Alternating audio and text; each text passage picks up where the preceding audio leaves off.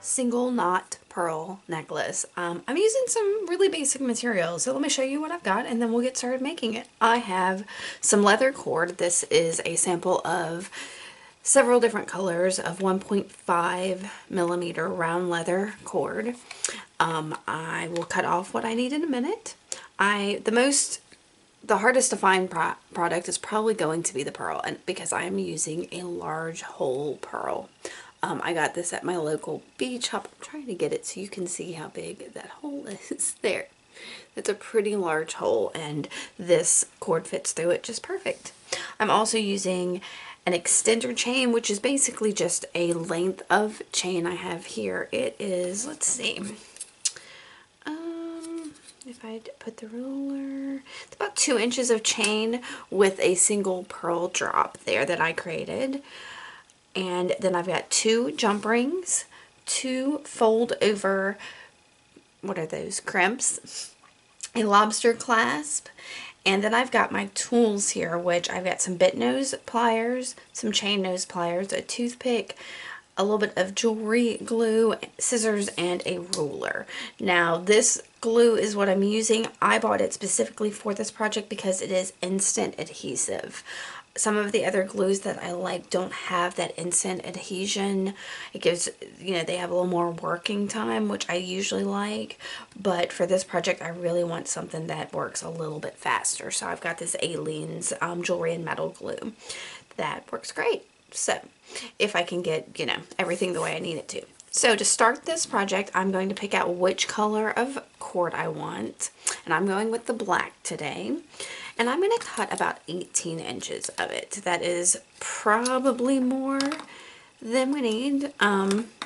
But I am always of the notion that you use more than you need because it's a lot easier to cut off what you don't have than to add to it. So when this is cut off, you see it's got some kinks and stuff to it.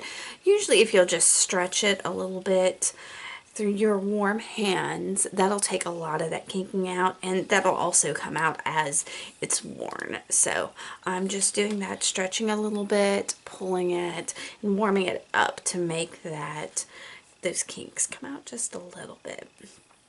But it's not a huge deal. So super simple process here. Next thing I'm going to do is I'm going to slide on my pearl.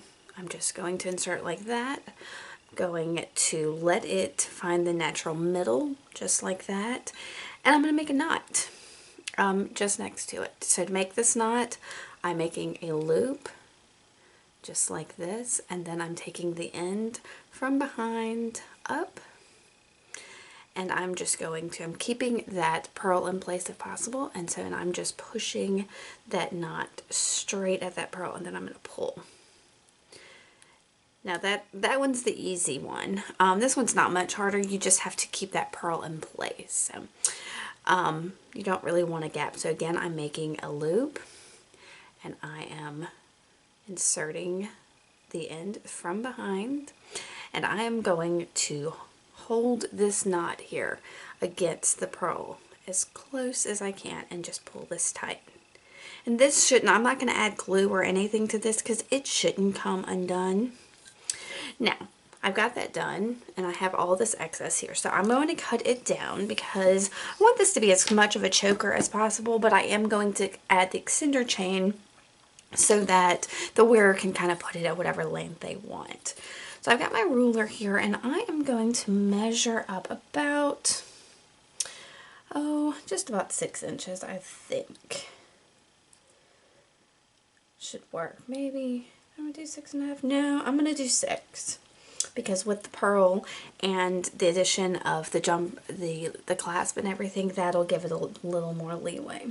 So I'm gonna do around 6 inches here. I'm going to mark it, hold it with my finger, and cut that off, and then measure on the other side. Or I can just, to make sure it's even, just pull these up and cut like that.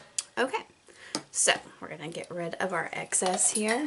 And I'm going to work now on my craft mat because it is a non-stick craft mat, and doing glue on it, I can make sure that that doesn't get on my bead mat.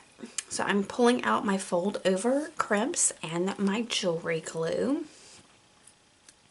I'm just going to, this has, the great thing about this glue, and y'all, I'm not trying to sell this glue, but I just got it and I was really surprised at, it's not super thin.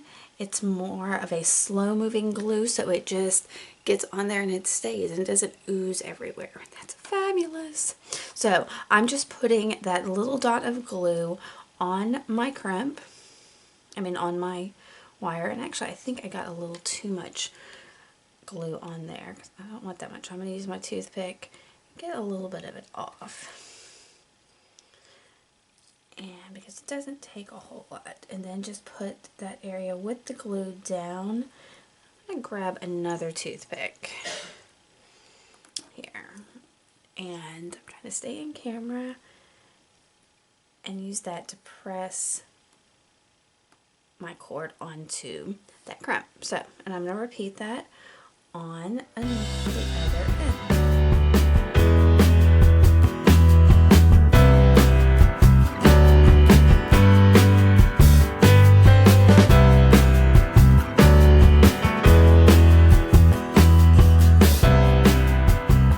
Now that I've given these a chance to dry, I'm going to move my bead mat back over.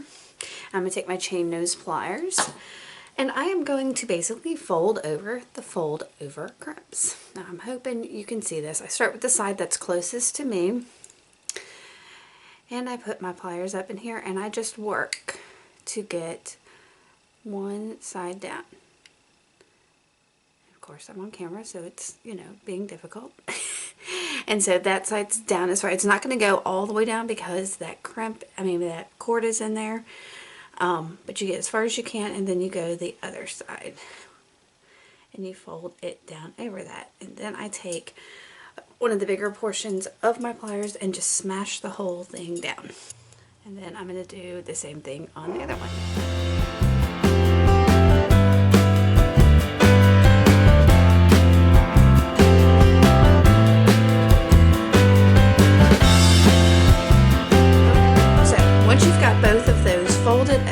And ready to go, you're going to start assembling, and it is as simple as opening some jump rings and sliding some stuff on.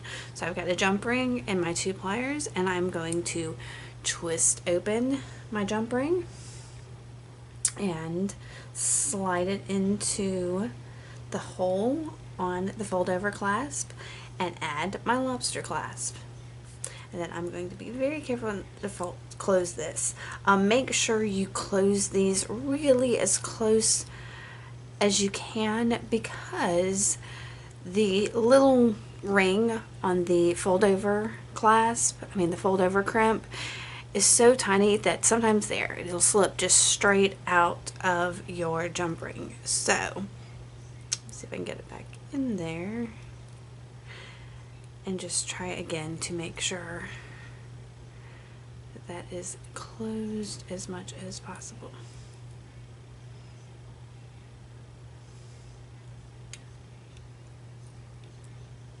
There, that's better. Alright, and then I'm going to do the same thing on the other side again. Open my jump ring.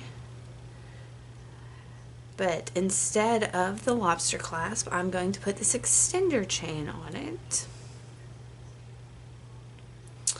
And again, this extender chain I just made by using a length of chain and adding a little pearl dangle on the end. And all that does is give it a little bit of weight.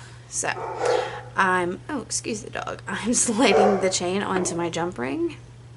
And again, you want to make sure this is closed because you still have that little bit of opening there can make it just fall off your fold over clasp.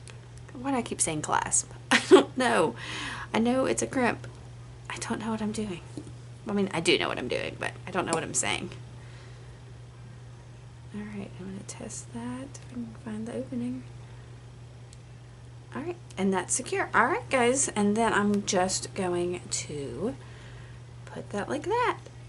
And that is all there is to this necklace. It is done, and I'm probably going to use it as a gift, but it is a super simple necklace, and of course it's great for layering with other things. And I'm going to take some pictures and give y'all a closer look. If y'all like this, make sure to give me a thumbs up, and if you're not subscribed, go ahead and hit that subscribe button. Alright guys, if you have any questions about this process, ask them in the comments. I mean in the description. Ask them below.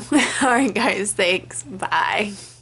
Here's a couple looks at the finished necklace, and I wanted to let you know that if you'll go to my blog, craftyhope.com, I'll show you how to make that extender chain real easy. I'll have a link to that below. Alright guys, thanks. Bye.